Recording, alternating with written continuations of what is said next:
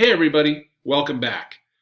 I want to do a quick lecture on soil degradation and conservation. It's kind of a good follow-up on the very last lecture that we did, which covered soil structure and plant growth. These two lectures go very close, hand in hand. In a lot of ways, this is kind of a part B or part two to that lecture. So I wanted to continue going on, and if you haven't watched that lecture yet, watch that one before you jump into this one, just to make sure that you're fresh on the ideas that we're going to be talking about. Okay, so we'll be talking about soil degradation and conservation. That former lecture deals with the origins of soils, where they come from, what a healthy soil looks like, and how it operates. This talks about how these things can be disrupted. All right, so let's jump into this lecture, and I think you're going to really like it. So, damage to soil and land makes conservation vital. Conservation of soils, that is. It turns out soils are a natural resource that can be abused. It can be damaged to the point where it becomes non-renewable. It takes sometimes decades, sometimes hundreds of years, sometimes thousands of years for soils to return after they've been improperly dealt with. So let's talk about what soil degradation is. So soil degradation is a decline in soil quality and productivity. This can occur due to deforestation, cropland agriculture, and overgrazing. Those are things that we mentioned in the last video, which is the reason why I was emphasizing you want to make sure that you watch that before you watch this one. Okay, so over the past 50 years, soil degradation has reduced potential food crop production by about 13%. Okay, so soils do lose their ability to give good, consistent, sustainable plant growth if they are not treated properly. Okay, so land degradation is a general deterioration of land, decreasing its productivity and biodiversity. So this could be due to erosion, nutrient depletion, right? So you're growing the same crop every single year and you're not returning the nutrients. That's going to wind up causing the productivity of the land to go down. Water scarcity, right? If you take the water and you funnel it off into a different direction, that could be a problem. Salinization, this is something we're going to learn a lot about today. Waterlogging and chemical pollution. Okay, so here we see a degraded, the soil is very strongly degraded in this field. In this case, it's mainly due to erosion, where the nutrients are being washed off. This fertile topsoil in the A horizon is being completely removed due to the way that the water is running off this field. There's no cover crop. There's nothing to protect it. Okay, we're going to talk about those things during this lecture over the next couple of slides. So what is erosion? So erosion is simply the removal of material from one place to another by wind or water. So here we see deep erosion in these gullies right here. Here's a creek of some sort. It's a dry creek. And in other words, it only probably has water in it when it rains or whenever there's a major storm event in the area. And then next to it, we see these deep erosion gullies that feed sediment down into that particular creek or river. Okay. Deposition is the arrival of eroded material at a new location. So here we see erosion, which is moving that material down into this creek. This creek is then going to transport the sediment. It's either going to be to the right or the left. I'm not sure which direction this creek goes, but it's going to move it away from this location, and it's going to deposit it at a new location. So the nutrients that used to be here won't be here for long. If it's eroded, they'll be transported elsewhere. As a consequence, flowing water deposits nutrient-rich sediment in river valleys and deltas. So wherever it's going is going to be the benefactor of the erosion that's happening here. Now this area here is not going to benefit, obviously. This is not a great place to grow crops because of the high level of erosion that happens here. As a consequence, floodplains are excellent for farming. And when we go to many of the great floodplain areas of the world, whether it be in China or it's in Egypt or if it's in the Midwest or in the Mississippi River Valley, we find a lot of crops growing into these floodplains, largely because the nutrients that are collected there, that nutrient-rich sediment, is very good for farming. Now, erosion today occurs faster than soil is formed, and this is a major problem. So if you're removing the soil faster than it's forming, you're going to get an imbalance, right? And it starts to become more non-renewable of a resource than a renewable one. It tends to remove the topsoil. which is, of course, the most valuable layer for plant growth. And again, we talked about that in the last video. That's that valuable O and A horizon right at the very top, where all of the vibrant activity happens in soil. Now, in terms of how erosion threatens ecosystems in agriculture, there's a lot of ways it could happen. First off, windy regions with sparse plant cover suffer from wind erosion. And so this is a common issue in deserts, for example. Areas with steep slopes, these are hillsides, right? High precipitation and little plant cover suffer from water erosion as well. So if it's raining all the time, you don't have the plant growth to hold everything down, you're going to get a huge amount of things washing off those hills. This is a common problem in places like the Himalaya and northern India, where you have high mountains. Even in parts of the Rocky Mountains, we have issues like this in the United States. Land is made more vulnerable to erosion through a couple of different things that humans can do. Over-cultivating fields through poor planning or excessive tilling is one way. So if you're not being careful about the way that you're going about your tilling, you can absolutely destroy that field. A lot of the time we think, well, if I come out and I till this field, I'm actually tending it, I'm taking care of it, when in fact we could be doing the exact opposite. We'll explain that point in a little bit. We could overgraze rangelands, and we could do clearing of forests on steep slopes or with large clear cuts. So if we're going to go out and, say, collect a bunch of wood because we need the wood for building buildings or whatever it is we need it for as a raw material, and we just cut all the wood down, that suddenly leaves a bald spot that can then be subjected to immense amounts of erosion.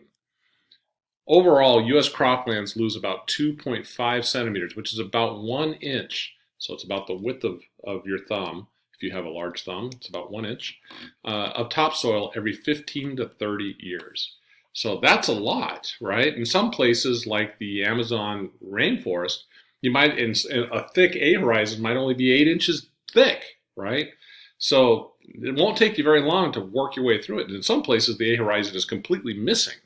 So you just have O sitting right on top of B. When that happens, you wipe out what's there very, very quickly. So you have to be very, very careful with how erosion works. All right, so things that we can do to prevent soil loss include the way that we manage our agriculture, specifically how we grow our plants. So plants prevent soil loss by slowing wind and water flow. So you can imagine that if water's going to fall, let's say it's raining, the water's going to hit these leaves, the velocity of that water is going to be slowed down, it's going to drip down these plants. The plants are actually going to absorb a large amount of that water out of that field. But in addition to that, and as a consequence, it won't run off as quickly. It'll slow, and it'll actually soak into the ground as opposed to running off the surface. In addition to that, it'll actually break up wind erosion, so wind could be whistling along here right across the top of these crops, but it's not down here where the soil is. If the wind started moving quickly down near where the soil is, it would actually come into contact with these plants. These corn stalks would actually break up that wind and slow it down. Okay, so it turns out roots hold soil in place. It's very effective at doing that. It keeps it from moving. Plants have a vested interest, of course, in not having the soil move around on them because they're anchored to it, and as a consequence, they bind that soil. No-till agriculture leaves plant residues on crops or on fields. So one of the things you could do is, instead of tilling the field all the time, which rips up the soil and exposes it to the atmosphere, what you could do is you could just let the cuttings from the previous year, let's imagine that we have these corn stalks, we go and we collect all the corn, and then we just cut the corn down and we let it fall back down into the field and decompose. That creates a ground cover, okay? And that ground cover helps prevent erosion. Another thing we could do is cover crops. So cover crops protect soil between crop plantings. So here we see corn that is growing, but there's a cover crop in here, mainly radishes and turnips that are growing in here as well. And what that does is it helps bind the soil when we're not growing corn, which is the primary agricultural product they're growing here at this location. Okay, so that cover crop protects the soil between crop plantings, and U.S. farmlands lose about 5 tons. This is a big deal. 5 tons of soil for each ton of grain harvested. That's an immense amount of expense to the topsoil. So for you, think about that. For every ton of grain, you're losing 5 tons of soil. That's not sustainable. That's not supposed to happen. If you produce a ton of grain, you're not supposed to lose any soil. That's the goal, right? You don't even want it to be 1-to-1. You want it to be 0 tons of soil loss for every ton of food grown. Sustainable soils do not have these problems. All right, so what are the consequences of mismanagement of the soil? Well, desertification is one of these things. So desertification is a form of land degradation with more than a 10% loss of productivity. So this means that 10% of the biomass is reduced. You can't grow nearly as much food. You won't get as much plant growth out of it. And you'll see that once desertification starts to happen, it will accelerate and get worse and worse. And eventually, the end game is it becomes a desert, right? So desertification is the process of becoming a desert. Commonly are caused primarily by wind and water erosion, but also by deforestation, soil compaction, and overgrazing as well. Another common way of seeing this happen is drought, right? So droughts are actually pretty normal, and desertification will happen whenever there's a drought. But the way that we manage the conditions of that drought can be a big deal as well.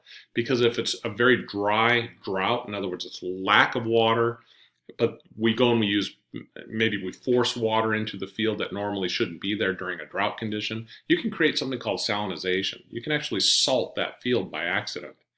And another thing that might happen is water depletion, right? Those all will cause desertification. And of course, climate change. Any type of climate change. If you raise the temperature up in an area that is susceptible to desertification, and we're going to talk about that here in a moment, these things called drylands are especially prone to this.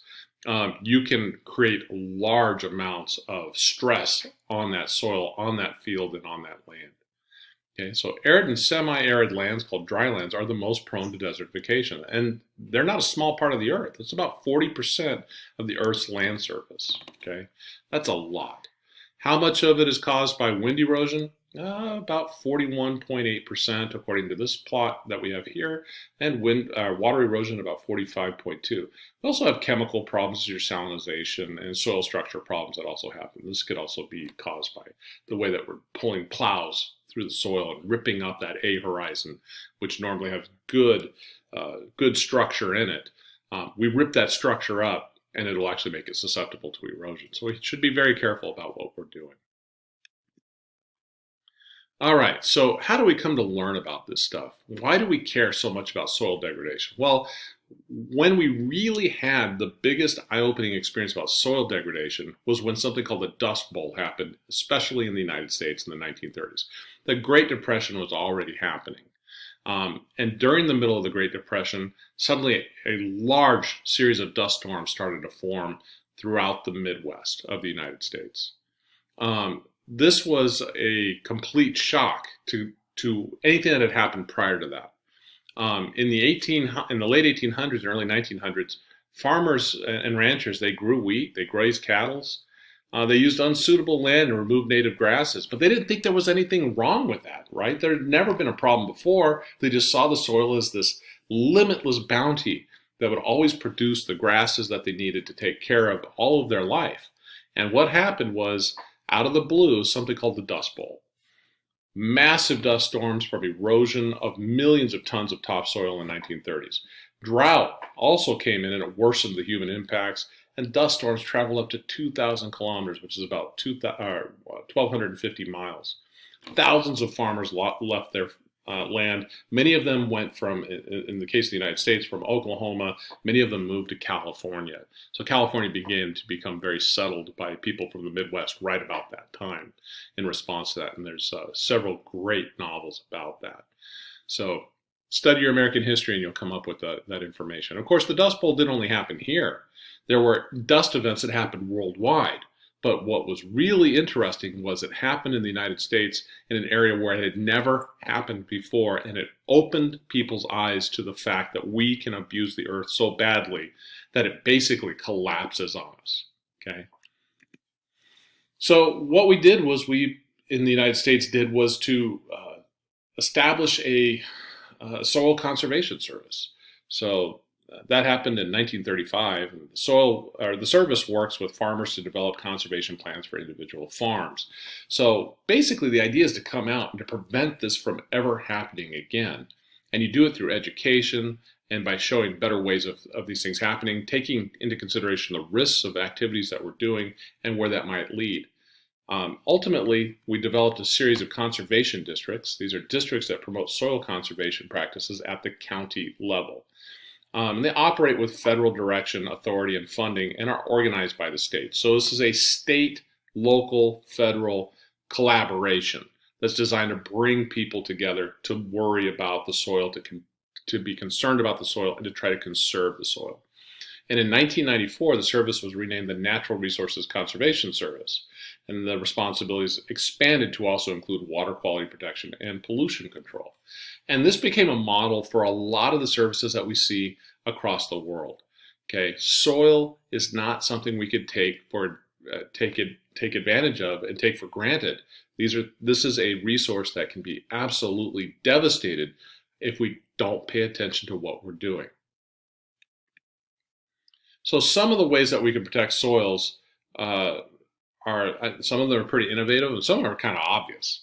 One thing that's been around for a very long time is crop rotation. So crop rotation is where we're growing different crops from one year to the next.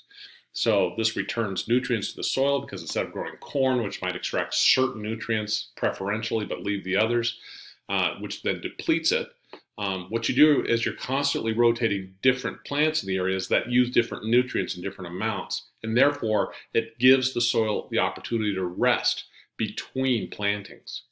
Okay, it prevents erosion and reduces pests. If you have a lot of the same thing in an area, you're going to attract the pests of that thing.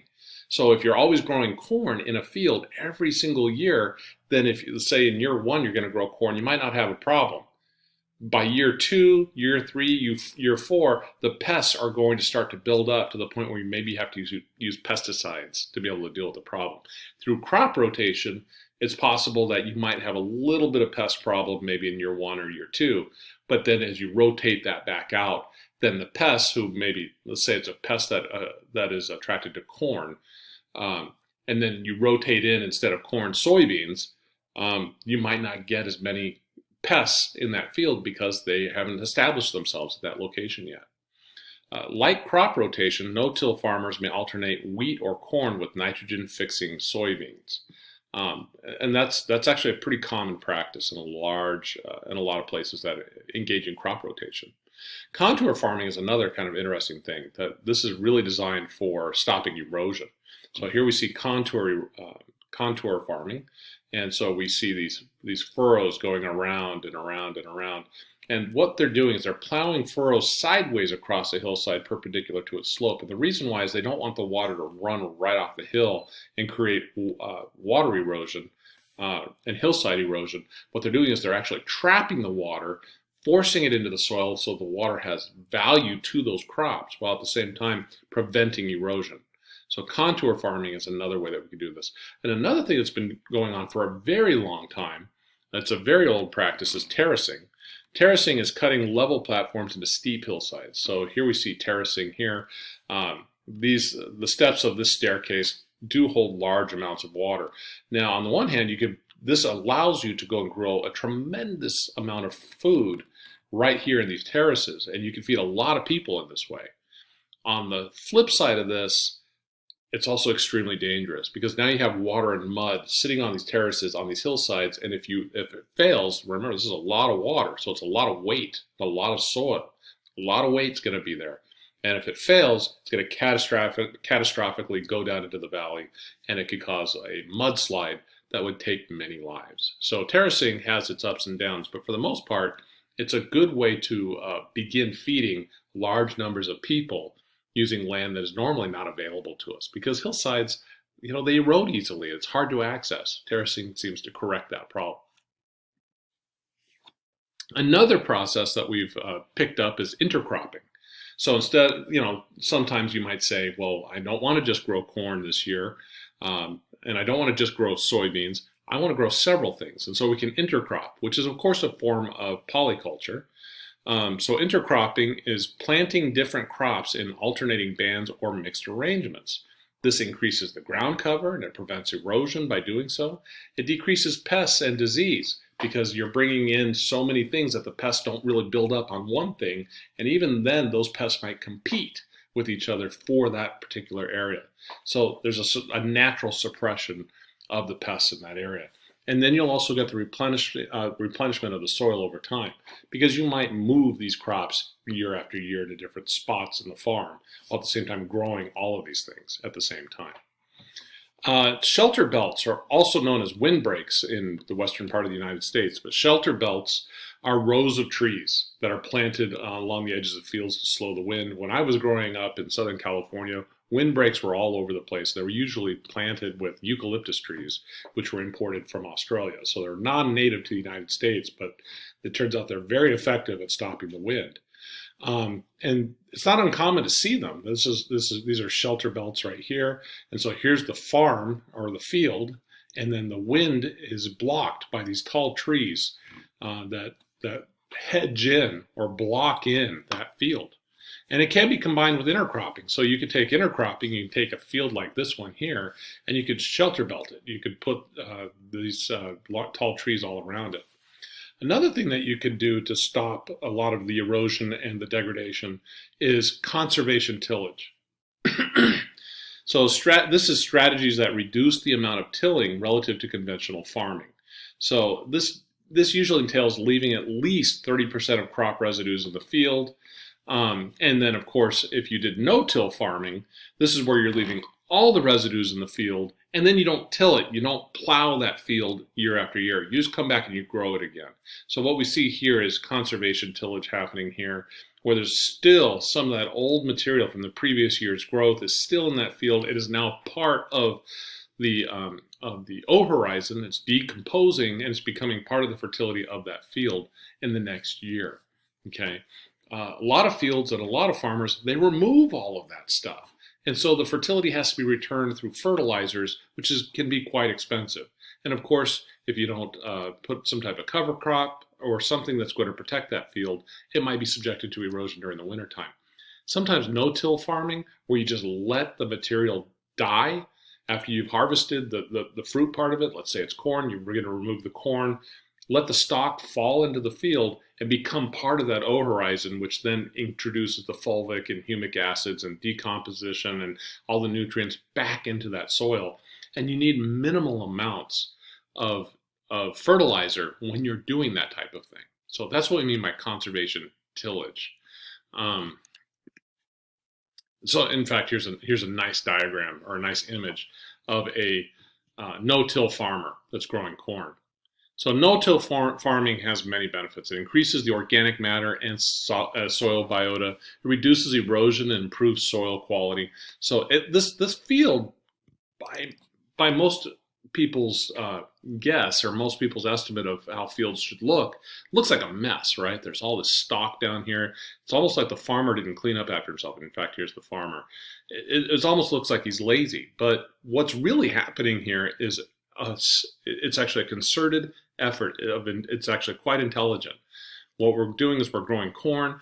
Last year's corn crop is dead. It's falling in here. The corn was harvested off this, and now it is part of the fertility into that field. It uses less labor, right? You don't have to go cut that stuff down, bale it up, and haul it out of the field.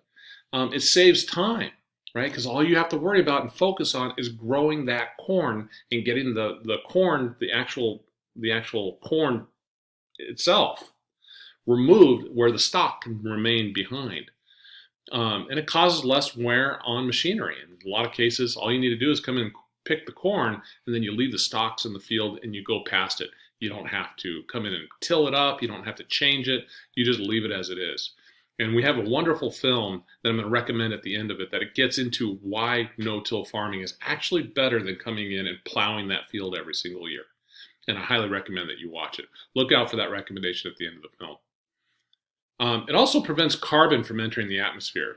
So it's a carbon storage, right? So all of this, the old corn stalks here are remain in place. They haven't been burned, they haven't been turned into fuel, they haven't been turned into food, and they're therefore not radiated back into the atmosphere through the metabolic processes of the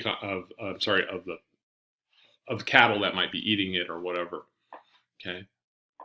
Reduces fossil fuel use due to less use of tractors. You can see that there's not a whole lot of tractor use here.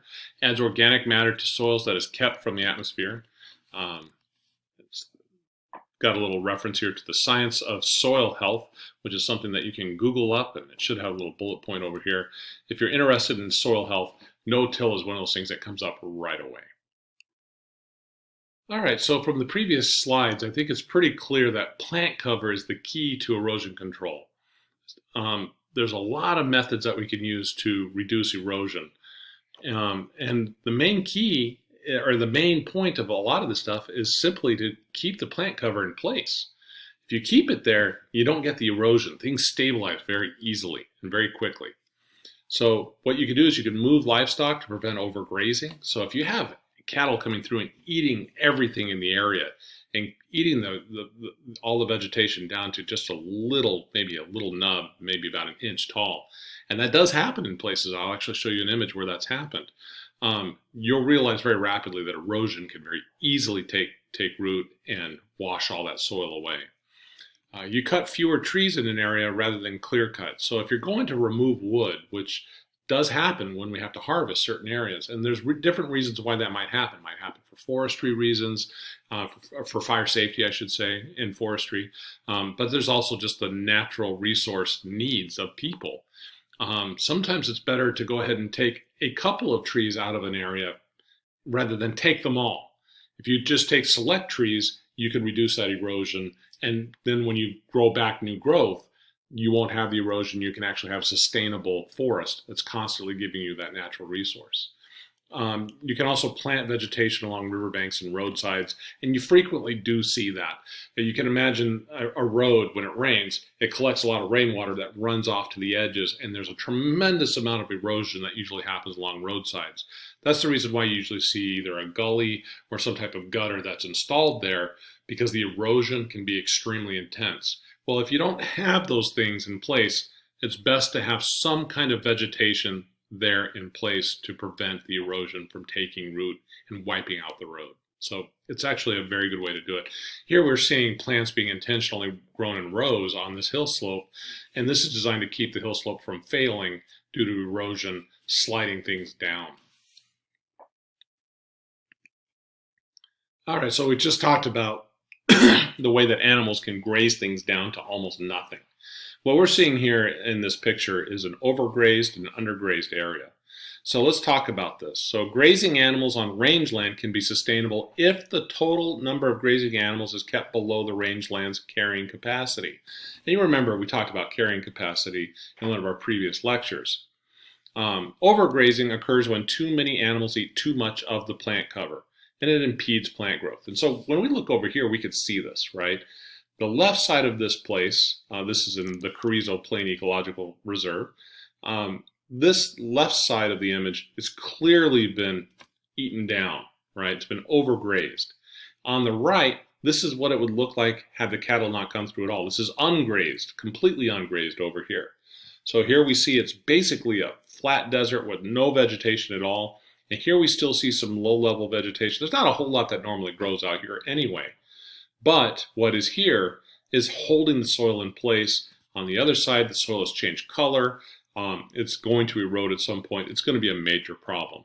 This soil is exposed, allowing erosion, less regrowth, and positive feedback of more erosion. So non-native invasive species also tend to invade, right? So you're going to get non-native species that come in. Livestock do not like to eat these weeds or these non-native species. And so as a consequence, they'll eat the native and not the non-native, and therefore the non-native are then completely allowed to take over the area. This will outcompete the native vegetation. Trampling is another thing that happens. It compacts the soil and it prevents water infiltration. And that prevention of water infiltration goes back to erosion again. So the water can't soak in, it runs off, it carries the soil with it.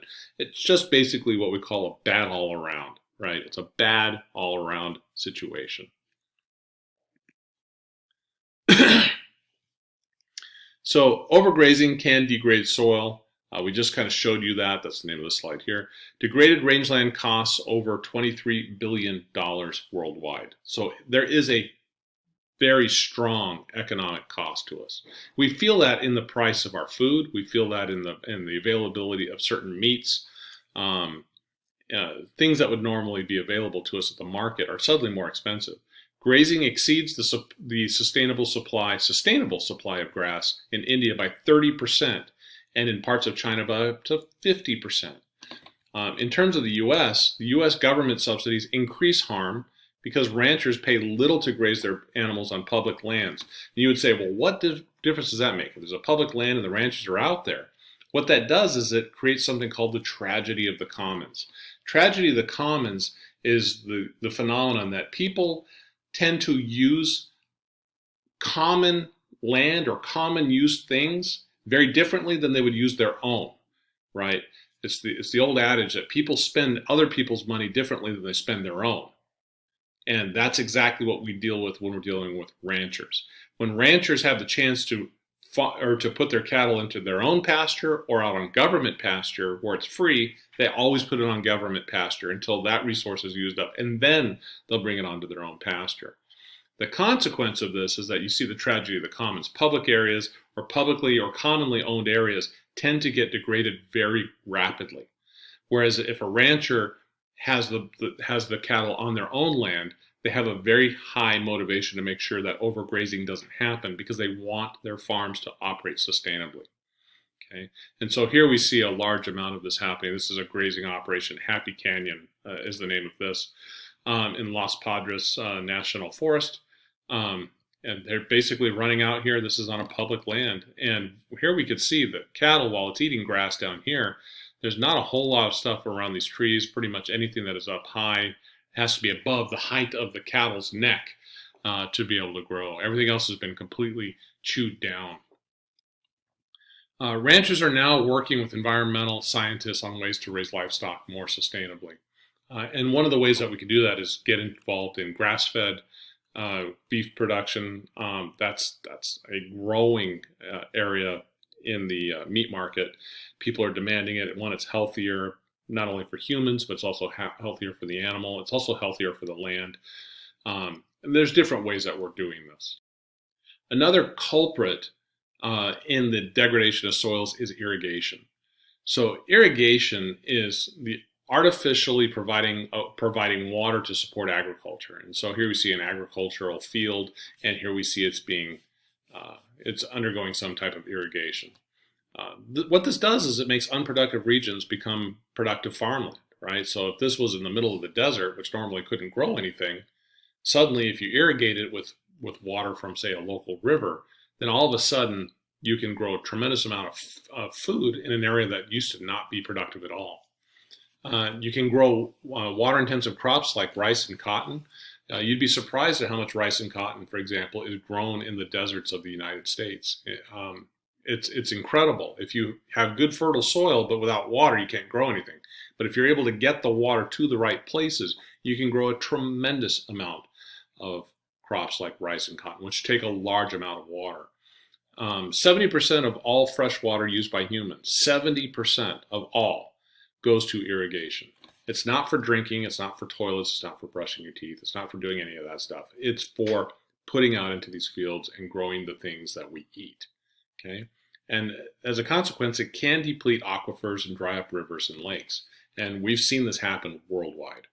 If you take the water out, for example, the Colorado River in the United States, there are definitely times that the Colorado River of the United States does not make it all the way to the Pacific Ocean or to the Gulf of California, which then feeds into the Pacific Ocean, because the water is siphoned off and diverted into agricultural fields in the United States. So it creates tremendous problems. So one of the ways that we can deal with this is to look at alternative irrigation systems. In other words, match irrigation to whatever the need is. So what we can do is we can match crops to the climate. So instead of growing cotton, for example, in Arizona and California, let's try growing these crops in Georgia or Florida or Texas, where they grow normally anyway, right? So we don't need to necessarily grow them in dry climates, but that doesn't mean we're not doing it anyway. We are growing cotton in very, very, very dry and water intense areas where it's not readily available. California produces a tremendous amount of cotton. Growing cotton in dry climates requires extensive irrigation, while wheat does not. Okay. In conventional irrigation, like flood and furrow, and by the way, this is flood and furrow. Let me go back to this. This is flood and furrow. So these are the furrows, and basically they flood this entire field with water. In conventional irrigation, like flood and furrow, and sprinklers, so here's a sprinkler down here, as little as 43% of the water applied is used by the crops. So that's a lot of water to put out for less than half of it to actually get into the crops. By contrast, drip irrigation, and here we see drip irrigation. This is a pipe right here, and there's a little spot. Here's the plant that it's watering. Come back to it here in a moment. The water's coming out, and it's falling right directly on that plant. So drip irrigation targets water directly to plants, and plants use as much as 90% of that water. So that means that you don't have a whole bunch of wasted water as a resource. But additionally, you're not degrading the soils as intensely as you would during a flood and furrow style irrigation. And if you tend to use too much water, you can get something that's also very bad. It's called waterlogging. So waterlogging is experienced by over-irrigating soils when the water table rises to cover and suffocates the roots. This is the kind of field that nothing is going to grow in effectively. And in fact, you can see where the waterlogged soils are.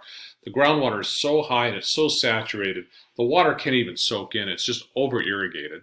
There might have been a couple of storm events that came in and exacerbated the problem, but here it is. And you'll notice that right where the water is, nothing's growing. This is a dead zone. There's another dead zone right out over there. This field is essentially dealing with some real problems. This is waterlogging. And plants can drown in water. And kind of on the flip side of that is salinization. So salinization is where you can get buildup of salts. And this happens when you have a large amount of water that is being used in an area improperly. And then what happens is the heat in an area, so a very arid environment in particular, evaporates off the water. And it leaves the salt that's been drawn out of these waterlogged soils. And it basically crusts everything with salt. And of course, as we all know, nothing grows in salt. So evaporation pulls salts up from the lower soil horizons. It is easier and cheaper to prevent salinization than to fix it. So just don't make the mistakes, right? Do not plant water guzzling crops in sensitive areas. Irrigate with low salt water, okay?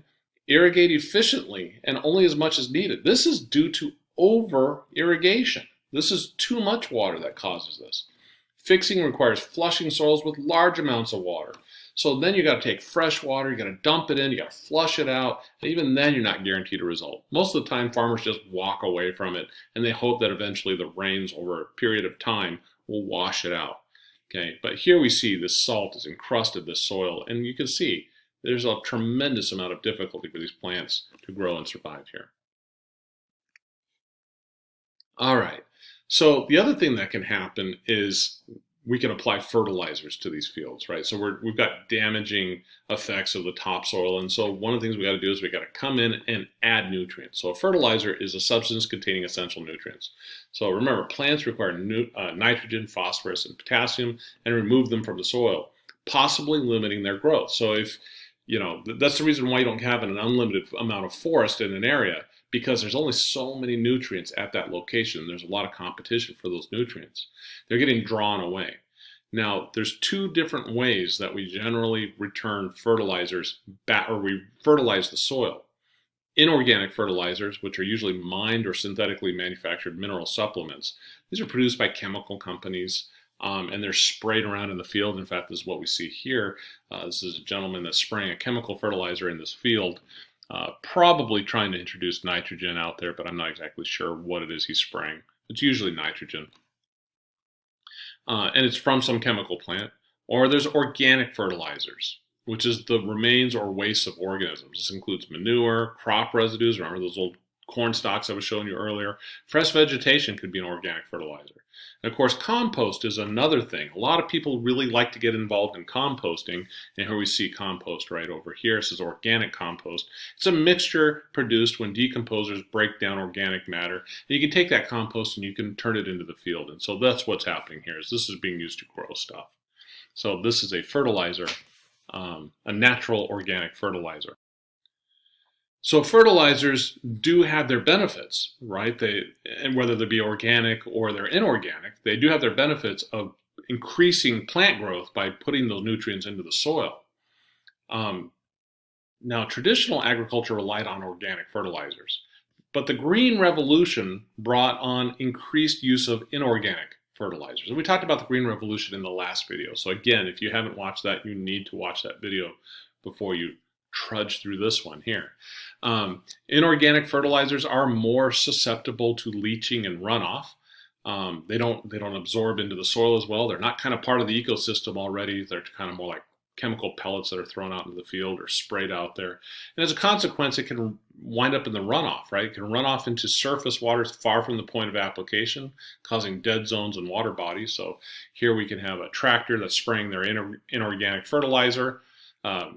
The result is you might have nitrous oxides that are coming straight off the field. The inorganic fertilizer can wash off and become runoff.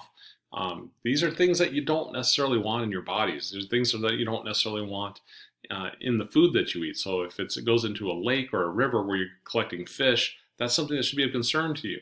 And it can get into there, not just over the surface, but it can also get into the groundwater system. It can contaminate the groundwater. That's what these blue dots here in this diagram are representing. So it's going to get down here and it'll wind up in the lake that way.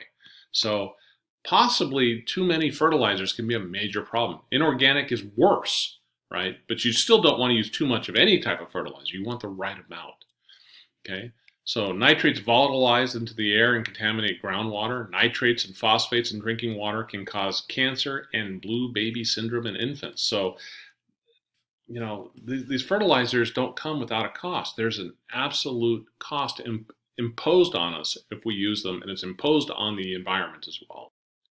Now, one of the goals that we have is sustainable fertilization of the soils, right? So a self-sustaining soil should have sustainable fertilizers.